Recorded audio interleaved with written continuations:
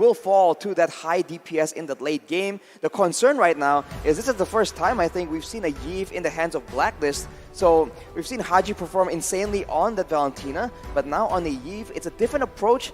But in the right hands, it's still also a huge threat, especially because that real-world manipulation can still be used very much to zone away BLCK with that short range on the carry. It's more of now Blacklist is showing Echo this early on that here is the heart of our strategy. How are you going to Orca pod through it? And they give Oheb a solid hero that can take care of himself.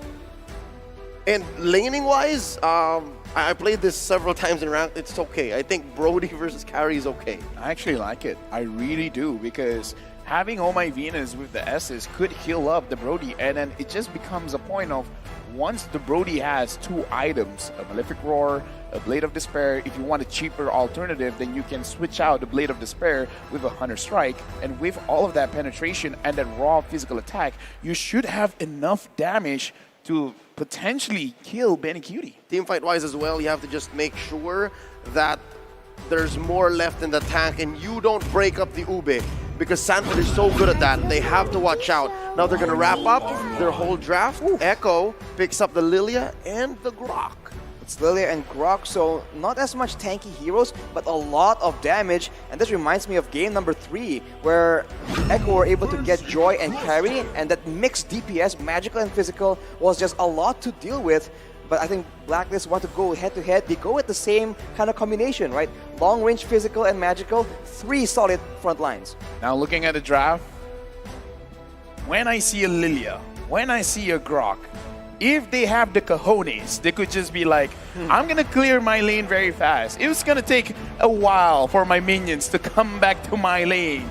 I might as well just spend time in the jungle. I'm looking at the draft. There is the possibility, the opportunity to forget your laning phase and go to the jungle. We're going to see if that's going to happen. By the looks of things, we're not even sure where that Joy is going, right? Carl Tizzy has, in the world stage, played a jungle Grok, so it'll come down to when we enter the Land of Dawn to confirm and to have expectations. Now, we finally see the cheers, the roars, and now the final game of the day between Blacklist International going up against Echo. Whew. Early on, let's take a look at that battle spell. It's going to be Sanford on that Joy, so the very oppressive EXP laner with the Vengeance yet again. And it will be Carl Tizzy playing that Grok in the jungle. Let's see if this unorthodox pick really pays off. Note though, Edward is going with the sprint, first of all, and Haji has the Impure Rage, so he might just go for something a lot more aggressive. And there we go. Now we got to confirm it. Now we have to solidify BLCK is the first player to reach 100 kills in M4, and now Sanji, HP very, very low. Will he die? Oh, he does. Haji draws first blood, and I'm not even sure where that purple buff went, but Sanford looking for more. Bumps into 4 members of Blacklist. A little too early, too soon for comfort. Blacklist now 500 gold ahead. This is a Demon Slayer Grok in the jungle, so you have to question what exactly is the plan. Will he go for damage items and abuse the Grok's passive, or will he go full tank and try and be another counter-engage tool as Wise is just oppressively counter-jungling him? Oh, Appraiser's Wrath set in. Wise already ahead. Very low now. Oh, my Venus needs to heal. King Wise. Oh, there's a Guardian's Barrier. Just lacking enough. 1 HP. Wise walks away. Grandma, look at that 1 HP all across the board. And yeah, you talked about it, Carl Tizzy here with the Grok. We're gonna look at his itemization, but I kind of feel like the proper way is to build like maybe at least a BOD to have a lot of armor on yourself, and then possibly for the Eve, a Radiant armor, and then after that, you know what, you can do whatever you want, because now, bottom side of the map, Oheb, as well as BLCK, looks like they're not gonna be too aggressive just yet. And speaking of aggressive, we can see that BLCK is now respecting, understands the stakes right here, has it purified just in case, but fight breaks out. Oh, there's a setup. Numenor Blast on the 3, plus a wild charge. Carl Tizzy very low, doing the power of nature, and Wise still gets it. Oh, Echo's a little skittish, while Blacklist pushes them all out with a 4-man rotation. Blacklist owning the first 2 minutes. Yeah, unfortunate, but Carl TZ used his retribution a little bit early. Now looking at the items, looking at the Grok, just a Molten Essence to be sure that he can stay in the jungle, he can clear a little bit faster. But other than that, is there anything worth talking about here? I guess for both mid laners, they want to spam spells out, so they're building towards the Enchanted Talisman, which will be a big factor here, because later on, there's going to be a lot of long-distance fights, but you can see that Haji actually has a lot more gold compared to Sanji because of that roam early on that did not pay off, so that's a bit unfortunate. But Blacklist here will be the one controlling the tempo, as Echo is just waiting for an opportunity, I guess, to go for a big fight in the mid-game, perhaps once the turtle spawns. Right now, looking at the emblem setup, so far, so good. Nothing too much to report. Sanford here, seeing wise. Sanford putting pressure onto Haji. That doesn't look like he could commit too much, but Haji now, 50% HP gone. Down here at bottom, Yaoi wants to engage, but none is found. Enough to push them away. Guardian's barrier set up by Carl TZ. Benecutie laying down the pinwheels. Haji spots him. There's some CC from Wise. Oh my Venus slowing them down. Healing up Haji. Echo knows this is not a good spot to disengage. Blacklist starting the Ube down here in the gold lane. What's Echo to do? Another Guardian's barrier from Carl TZ. Real world manipulation sent in by Haji. Wise confirms a kill onto Sanji. 2 and none so far, 2K ahead. Yaoi's in trouble. Void Crystal sent in. Oheb going in behind enemy lines. Yaoi gets taken down. Appraiser's Wrath sent in by Wise. Sanford trying to get something back here, dancing around these 3 members. Benecutie bites us as well. Edward finds his man. Sanford's in trouble. Oh, the humanity. Blacklist has dominated bottom lane and are now going to convert into turtle. Echo just funneled one by one right here, and Cortese now left alone trying to go against 4 people yet again. Oh, knocked up as well. Forces a wild charge on him. There's a grab by Edward. Can he deal enough damage? The answer gonna be yes. With the help of Haji, Numinum Blast from Yaoi, setting Edward where he needs to be. Wise still on the turtle. Real world manipulation here by Haji. Swiping away, tapping. Get this man down goes Sanji. Sanford does shut down Haji though. Too late for that turtle shield, and Oh My Venus could not heal Haji. The KDA machine suffers its first death. Excuse me, Kada Machine. Right now, Oh My Venus 0-0-7, 100% kill participation. And it's very easy to do that when you're all clumped up together. 5 man, walk down, make sure we're gonna stay here and we're not gonna go home empty-handed. Looking at the items now, Oheb already having that Blade of Despair. That's a lot of damage. It's big damn, like Nice likes to say. But Haji has rushed the Ice Queen's wand because he has a bit more mana regeneration from the Impure Wrath emblem. So this is why he went for it. It's a more aggressive choice that allows you to have a lot more crowd control, a lot more damage early on in the game. And you can see that it's paying off. And now Wise is just pushing the advantage again. 3.5k ahead in 5 minutes, that's not easy to achieve, and he's got 4 members on top of him, plus a Numinum Blast, cancelled by Yaoi, Appraiser's Wrath, they oblige, flickering on forward, Oheb finds one, but Yaoi puts up the bulwark at the right time. Oheb in trouble, Oh My Venus heals him up, Carl TZ looking for one, Sanji finishes the job. The ult from the Estes, Oh My Venus, not enough to keep the Filipino sniper alive. Can they punish Carl TZ? Puts up a Guardian's barrier, Sanji dropping the shadow energies. Carl TZ's gonna fall. Wise takes him down. Edward dancing around Sanford. A lot of damage put on this mid lane tier 1 throughout that skirmish. Unfortunately for Blacklist though, throughout all this chaotic chain of events, Benecutie has not been able to secure a single kill as Sanford once again goes in aggressive. Oh, they're not done underneath. Tier 1 in mid. Sanford is threatened with a split. Can Edward get him? Agent Zero wants his man. Sanford a little too fast.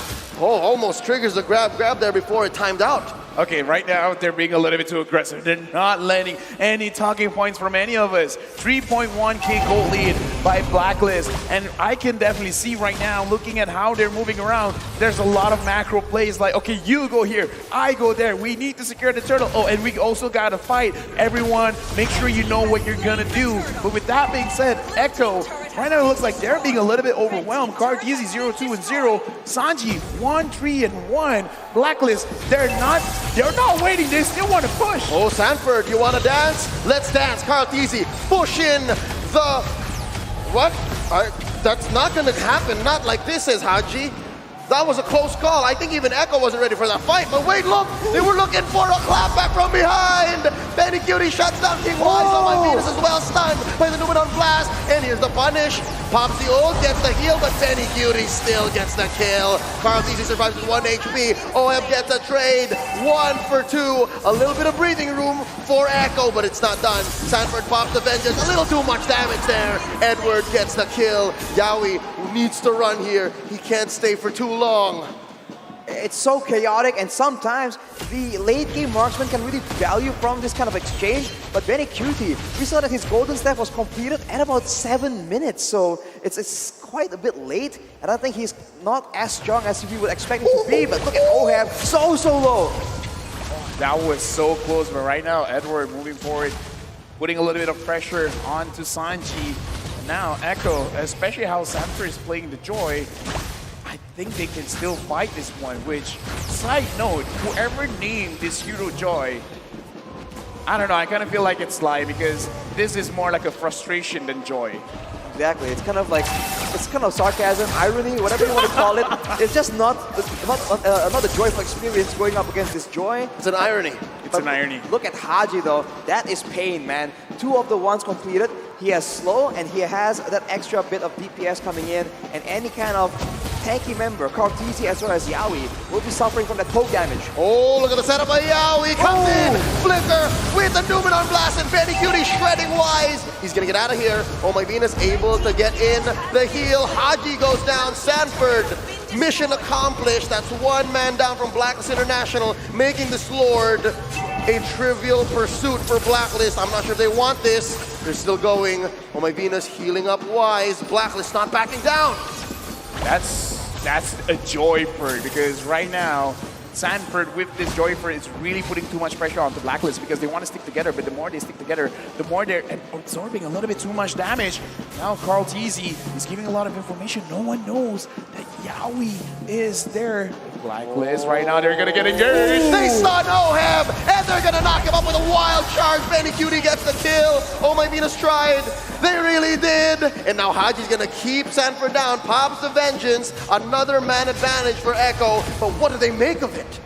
Ooh, it's just so difficult. They can't really fight without Ohab here. He's one of the core damage dealers in this early game on that early game hero, the Brody. He also provides a good deal of crowd control. So without him around, it's just so difficult for Blacklist to try and get a dominant control over the Lord Pit. And Echo, they realize this chance and they're trying to look for another pick. Conceal. They get the stun onto Edward. They collapse on him, forcing a split. Guardian's Barrier put up by Carl Teasy. This whole time Wise, start of the Lord with the pull. It gets reset.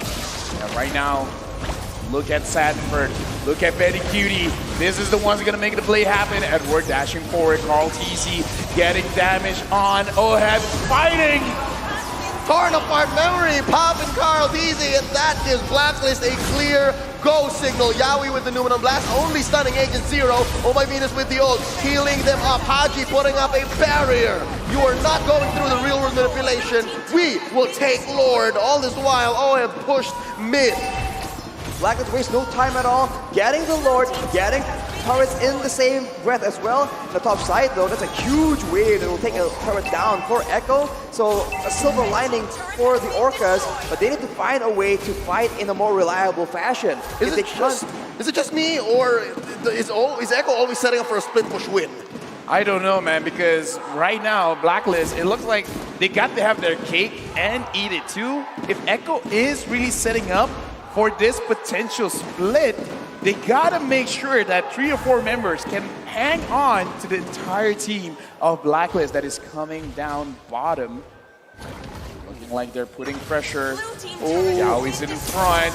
Real Revelation set in by Haji, and there's a split already by Edward breaking them up. Yawi gets pulled in. Lord still swinging away. There's a wild charge, plus a Numenon Blast, but Yawi already bites it. Appraiser's Wrath. Set Caldeezy down low enough for Oheb to finish him off. That's 3v5. Blacks International slowly but surely marching through this bottom lane inhibitor. Ladies and gentlemen, this is not looking good for Echo.